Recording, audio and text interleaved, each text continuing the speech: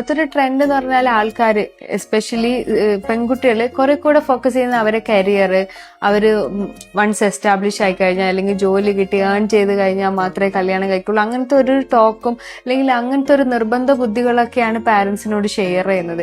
പക്ഷെ അവരൊരു നല്ലൊരു ക്വാളിറ്റി ഓഫ് ടൈം നഷ്ടപ്പെടുന്നത് ആരും അഡ്രസ് ചെയ്യുന്നില്ല എന്ന് എനിക്ക് തോന്നിയിട്ടുണ്ട്. കാരണം സ്ത്രീകൾക്ക് ഏറ്റവും നന്നായിട്ട് കുട്ടികളെ ബെയർ ചെയ്യാനും കുട്ടികളെ ഉണ്ടാക്കാനും പറ്റുന്ന ഒരു വയസ്സെന്ന് പറയുന്നത് ഒരു സർട്ടിഫൈഡ് ക്ലിനിക്കൽ സൈക്കോളജിസ്റ്റിന് എങ്ങനെയാണ് ഇങ്ങനത്തെ സജഷൻ കൊടുക്കാൻ പറ്റുന്നത് മനസ്സിലാവുന്നതിന് ഭയങ്കരമായിട്ട് അത്ഭുതപ്പെട്ടുപോയി.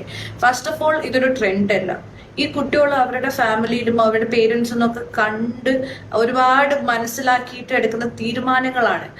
രണ്ടാമത്തെ കാര്യം, ക്വാളിറ്റി ടൈം നമുക്ക് എപ്പോൾ വേണമെങ്കിലും നമ്മുടെ പാർട്ട്ണർ നല്ലതാണെങ്കിൽ സ്പെൻഡ് ചെയ്യാവുന്നതേ ഉള്ളൂ.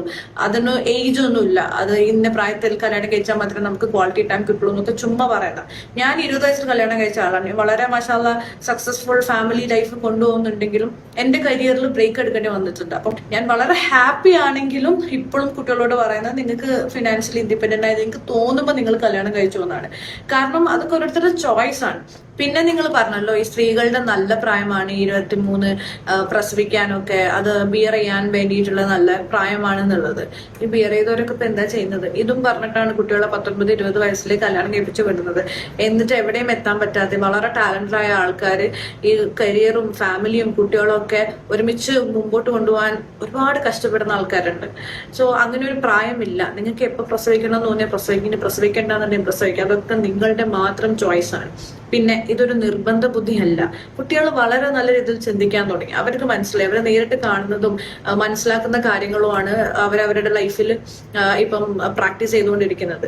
സോ ഇങ്ങനത്തെ സൈക്കോളജിസ്റ്റിന്റെ അടുത്ത് തെറപ്പിക്ക് പോകുമ്പോൾ നിങ്ങൾ ശ്രദ്ധിക്കുക. അവരുടെ സജഷൻ കേട്ട് നിങ്ങൾ എന്തെങ്കിലും ഒരു ഡിസിഷൻ എടുത്തതിന് നിങ്ങൾ പിന്നെ റിഗ്രറ്റ് ചെയ്യും. അതല്ല നിങ്ങൾക്ക് ഇതൊക്കെ ഓക്കെ ആണ്, ഇതൊക്കെ നോർമൽ ആയിട്ട് തോന്നുന്നുണ്ടെങ്കിൽ നിങ്ങൾ ഫാമിലിയിൽ നിങ്ങളത് ചെയ്തോളൂ. പുറത്ത് വന്നിട്ട് നെഗറ്റീവ് ഇൻഫ്ലുവൻസ് കൊടുക്കാതിരിക്കാം.